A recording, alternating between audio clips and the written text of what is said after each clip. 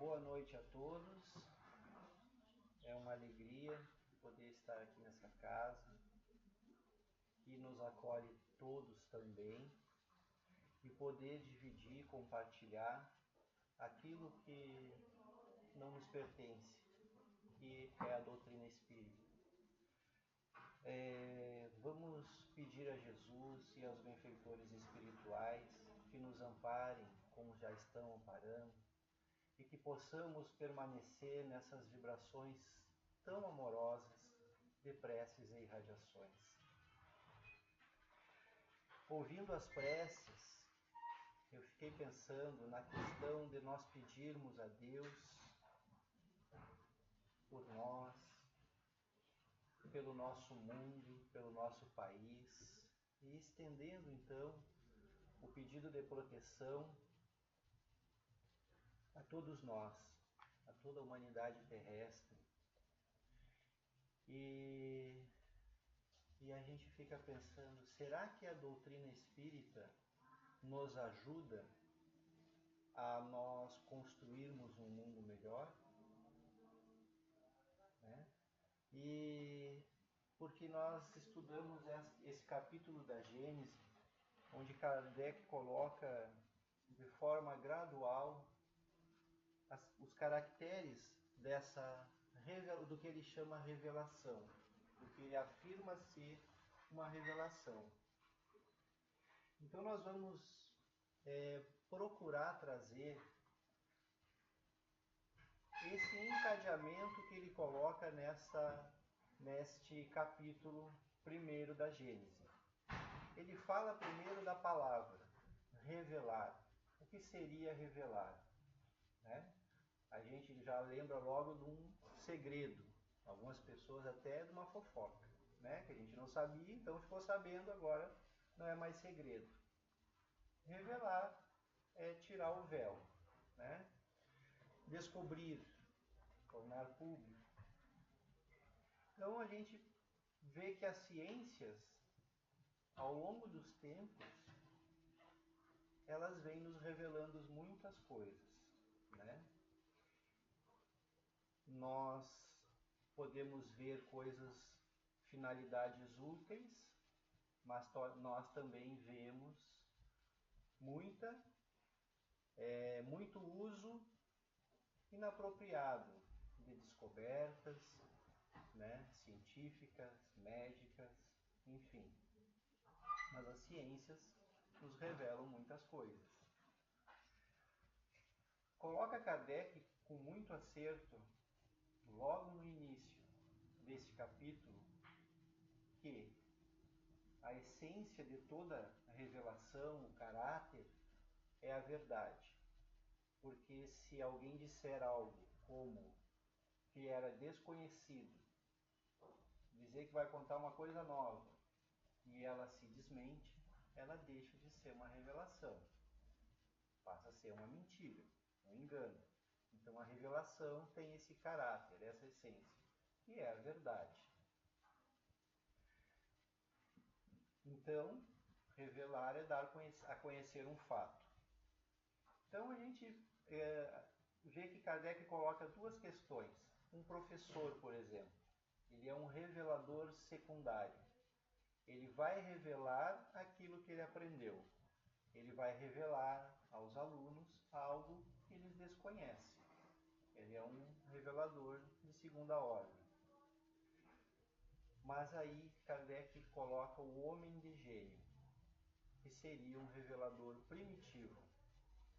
Ele vai revelar aquilo que ele descobriu. E aquilo que ele descobriu, ele tem um fim útil. Ele vem trazer a luz a um determinado ponto, a uma determinada questão. E essa luz ela vai gradualmente se tornando comum, se tornando útil a um povo, à humanidade. Mas esse homem de gênio, ele não é feito de algo diferente do que os seus irmãos. Deus não cria homens melhores e homens piores. ele não cria pessoas mais belas, como espíritos mais evoluídos do que outros. Este homem de gênio é um irmão nosso que vem trazer este avanço, esse conhecimento, através de conhecimentos que ele adquiriu, através de outras existências. Então ele vem como missão, né, trazer luz para um povo, né, para uma época. Ele ajuda no progresso deste povo. Mas isso não se dá ao acaso. Ele vem por uma vontade superior. E destaca Kardec com muito acerto pela vontade de Deus. E eles vêm nos trazer verdades que nós ignorávamos até então. E aí então Kardec separa, como separou também na Lei do Progresso, o que esses reveladores vêm nos trazer. Verdades científicas e verdades morais. A ciência vem contribuir muito para o avanço da humanidade, mas também aqueles que trazem os ensinamentos morais, que sempre existiram em povos em relação ao seu adiantamento, aos seus costumes, ao que eles vivenciavam na época. E no sentido da fé religiosa, estes reveladores muito misturaram com os seus pensamentos, com as suas imperfeições, verdades que, se nós formos, por exemplo, e até uma orientação de Kardec, estudar certa corrente religiosa, nós vamos ver que ali, independente de qual seja, elas têm Deus e a imortalidade da alma como essência, como a veia, né? Então, as verdades elas vêm conforme nós conseguimos assimilá-las e compreendê-las. É como um pai explicando questões, como nós chamamos de adultos, a uma criança. Ele vai recebendo as informações conforme ele pode assimilá-las. Mas neste caso, das revelações serem dadas por um missionário ou uma pessoa, na questão religiosa, ela implica numa passividade aceita sem controle, sem discussão. E aí então entra a questão da superstição que se criou ao longo dos tempos, ou a questão que Jesus já veio combater, que é dos atos exteriores, de nós acreditarmos que, porque nós vamos a uma igreja ou a um centro espírita, é o que nos basta para a nossa felicidade, enquanto que a proposta da doutrina espírita é bem clara. Nós somos os artífices da nossa evolução, né? A gente pode vir tomar um passe e recebe uma energia muito boa. Nós nos sentimos bem dentro da casa espírita. Mas é porque aqui a vibração é boa. É porque o trabalho aqui proporciona o alívio.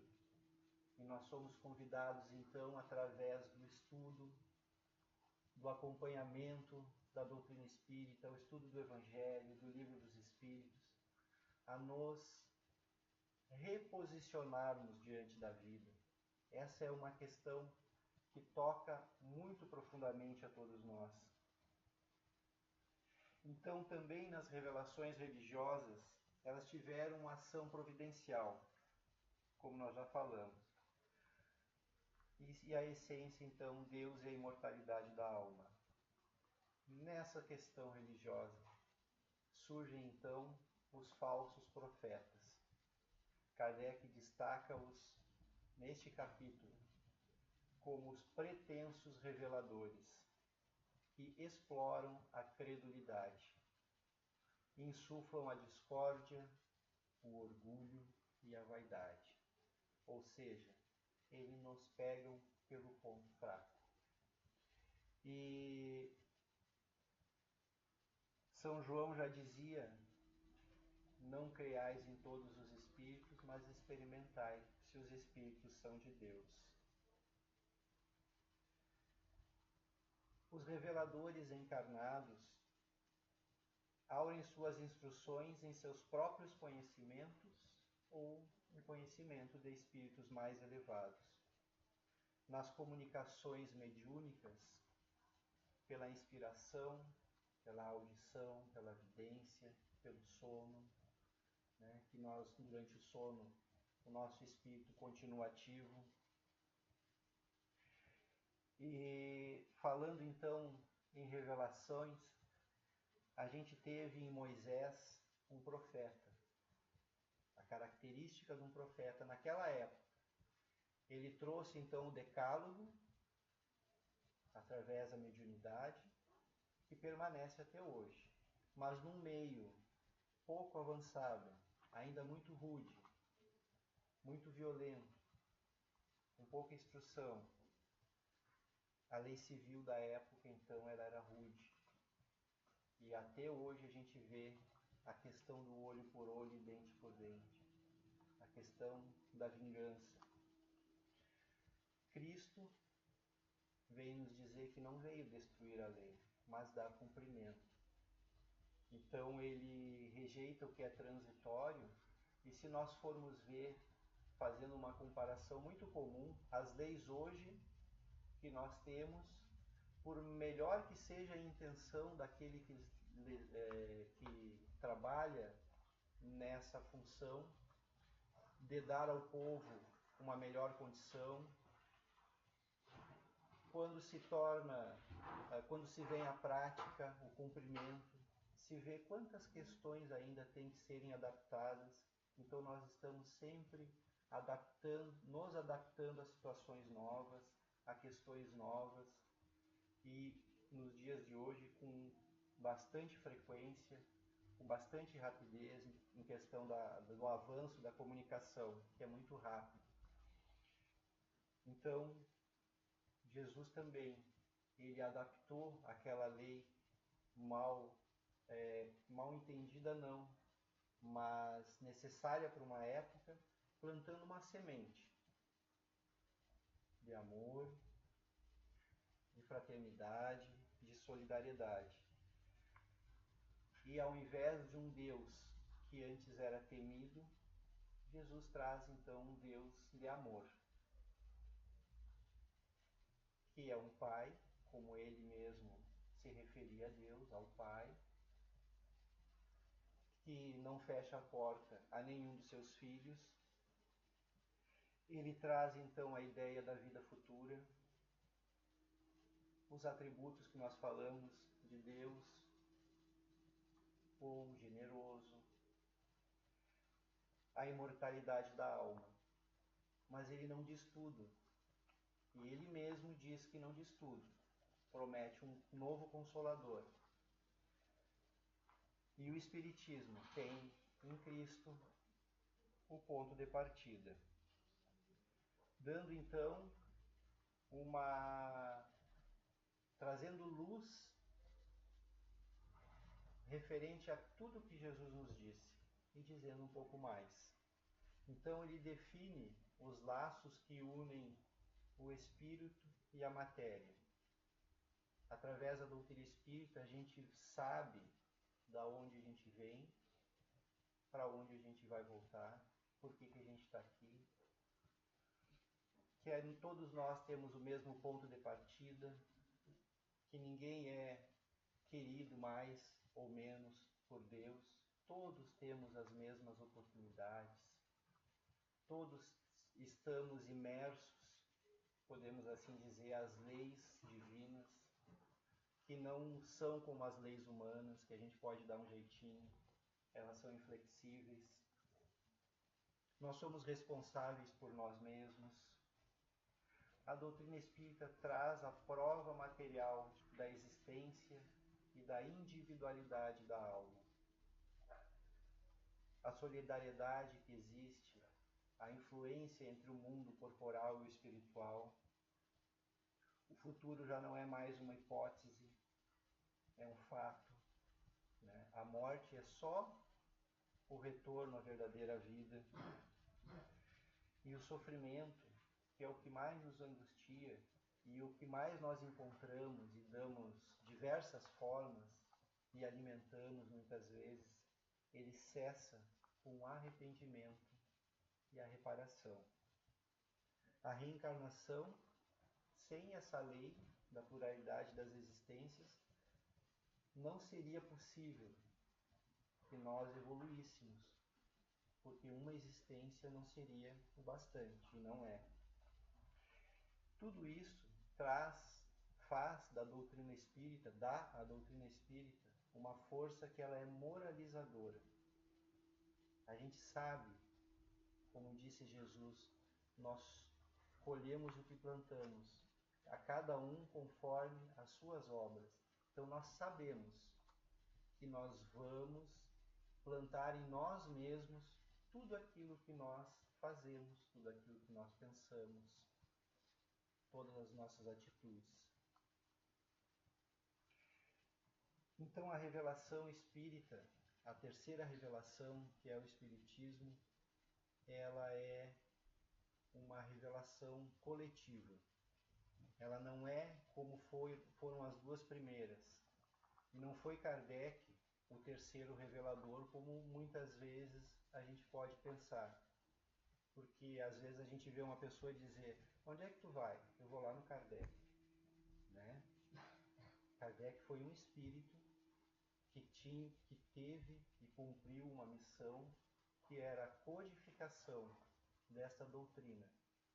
Ela foi, como nós vimos antes, as revelações localizadas, como as outras duas grandes revelações que nós tivemos, providencial, de iniciativa dos espíritos.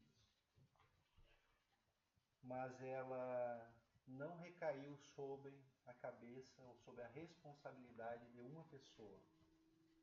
No século onde ocorreu, havia já uma grande dificuldade em as pessoas acreditarem simplesmente porque alguém estava dizendo. As pessoas queriam mais. Era uma época de emancipação. E foi derramado pelo mundo todo comunicações programadas no plano espiritual, ostensivas, mediúnicas, através de médiuns que começaram a trazer informações. Essa revelação coloca Kardec que tem duplo caráter. O primeiro é uma revelação divina. Mais importante, ela é uma revelação divina. O causa providencial, os espíritos vêm trazer novos caminhos numa época de amadurecimento. E ela tem um caráter científico. Ela não é privilégio de ninguém. Ela foi dada a todos pelo mesmo meio da mediunidade. E o homem não ficou isento do trabalho. Não veio ser dado nenhuma comunicação afirmativa. A alma sobrevive à morte do corpo. Foram provocados as manifestações dos espíritos que se sentiam vivos, por exemplo. E nós sabemos hoje que algumas pessoas desencarnam e, muito apegadas à matéria, seguem no mesmo lugar onde viviam, no mesmo trabalho que laboravam. Esses espíritos se manifestando trouxe a observação de que ele se acreditava vivo. Isso se ocorreu em muitos lugares simultaneamente. Foram recolhidos então a um centro, a um lugar onde Kardec observava essas comunicações e, começando a observar, analisar comentar, estudar, então fazendo um encadeamento. Quando Kardec toma conhecimento dessas comunicações, dos acontecimentos que tinham na França, das mesas girantes, que eram mesas que se levantavam e respondiam perguntas, e que, no entanto, muitas pessoas tinham como diversão. Já haviam muitas pessoas fazendo questionamentos e anotações e acumulando comunicações. E quando ele se inteira desse assunto e vê que é algo sério, ele recebe então uma coleção com 50 cadernos, aonde ali já existia muita informação a respeito dessas comunicações. E os espíritos superiores que vieram com essa incumbência de trazer a doutrina espírita, eles recomendam o controle. E Kardec, ao se dar conta de que cada comunicação era apenas o ponto de vista de alguém, assim como se nós começássemos a conversar aqui a respeito de um assunto, cada um tem o seu ponto de vista. Ele viu que não é porque o espírito está desencarnado, sem a veste física, que ele sabe mais do que sabia quando aqui estava. E isso ele deixou bem claro. Preveniu ele de muitos problemas, de muitos escolhos. Então a gente tem que ter muito cuidado quando alguém nos diz que algum espírito disse alguma coisa. O exame sério é sempre orientado pelos espíritos superiores. Então os espíritos eles dão as instruções, proporcionam fatos, e o homem estuda, comenta, compara, tira as consequências e as aplicações. Então o que caracteriza a revelação espírita é que a sua fonte é divina, que a iniciativa pertence aos espíritos e que a elaboração resulta do trabalho do homem. Então essa característica mostra que nós atingimos um estágio na nossa evolução onde nós já temos a consciência que continuamos vivos. E que não é porque alguém diz alguma coisa para nós que aquilo é verdade. Isso acontece muito na internet. Aquele botãozinho do compartilhar parece que voa sozinho, né? É impressionante como a gente vê coisas ali que, se a gente for pesquisar, não encontra fundamento. Não encontra nada que possa dizer que aquilo tem alguma coisa de verdade. E esse convite, ele é muito importante que a doutrina espírita nos dá, para que a gente comece a pensar mais, a refletir mais nos nossos pensamentos, nas nossas atitudes. Quando aqui Kardec destaca que é uma ciência de observação e que tem uma ideia principal que vai sobreviver sempre a esse advento, que é a da moralização, da melhora moral da humanidade, porque a gente corre muito pelo intelectual e muito pelo material e esquece do moral. A gente percebe que a gente começa a ter responsabilidade por aquilo que a gente pensa. O nosso pensamento, ele é muito importante para a nossa evolução. Diz no Livro dos Espíritos que o pensamento é um atributo do Espírito, faz parte de nós. Nós estamos sempre pensando, sempre em atividade. E tudo que nós pensamos faz parte do nosso universo interior. Ele nos eleva ou nos deixa estagnados. Nós devemos cuidar muito daquilo que a gente pensa.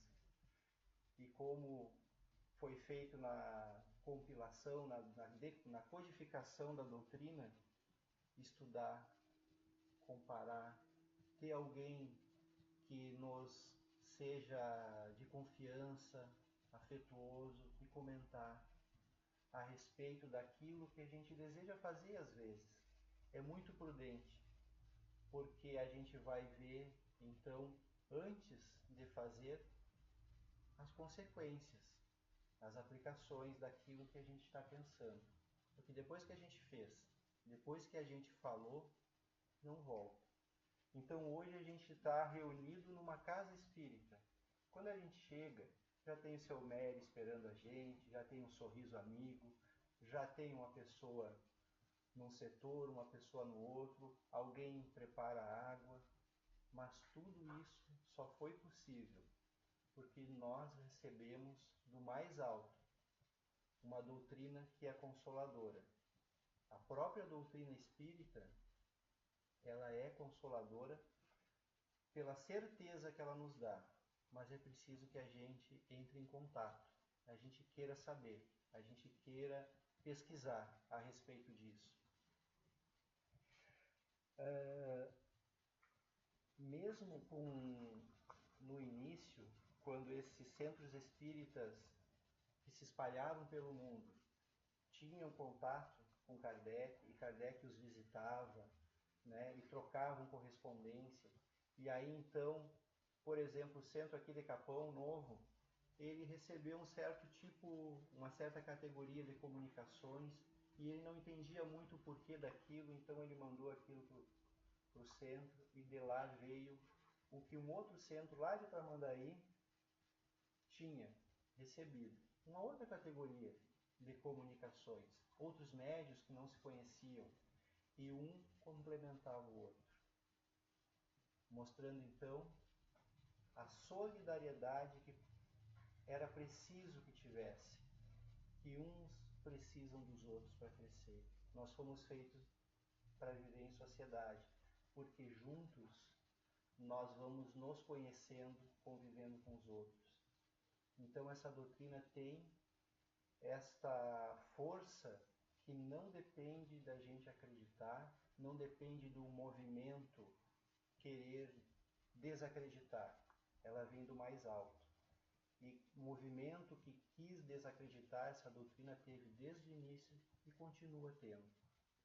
O plano espiritual do bem, mensageiros do Pai, eles nos amparam, mas eles não nos livram da nossa imperfeição. Nós precisamos fazer o nosso trabalho. Nós precisamos estar atentos. Muitos centros espíritas desta época também acreditaram ter toda a verdade e acabaram se dissipando, como muitas vezes isso acontece. Nós falamos aqui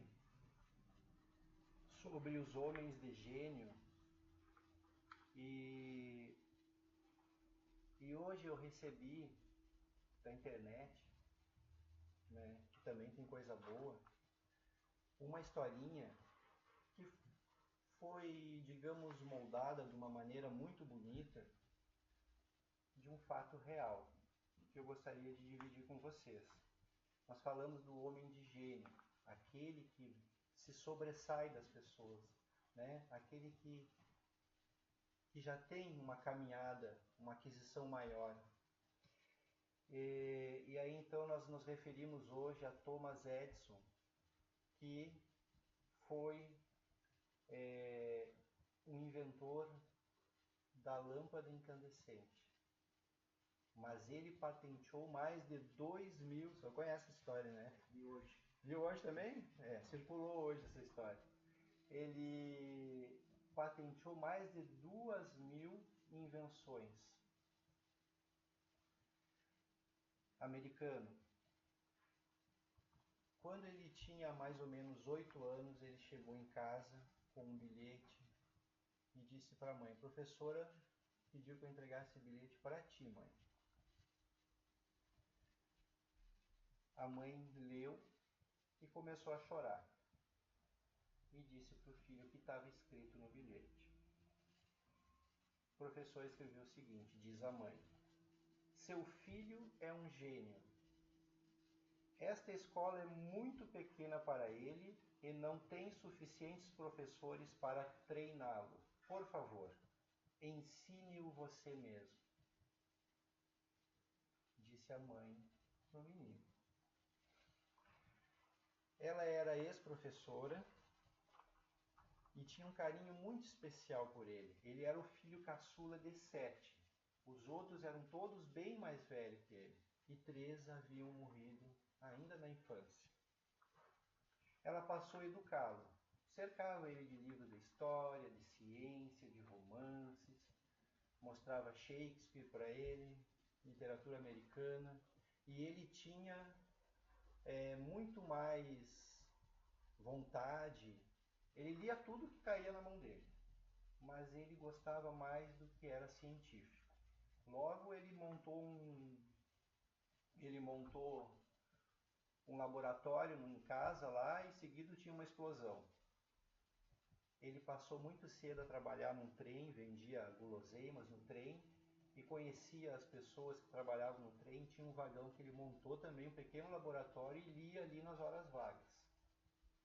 Ele se tornou um inventor. Mais de 2.000 inventos, entre a lâmpada elétrica, entre outros. E um dia ele ficou famoso, ficou muito rico, né? Ele tinha muitos pesquisadores e cientistas trabalhando com ele, e um dia a mãe dele morreu. E ele, num dia lá arrumando umas gavetas, ele encontra um papel que ele reconhece que era aquele bilhete que ele trouxe da escola.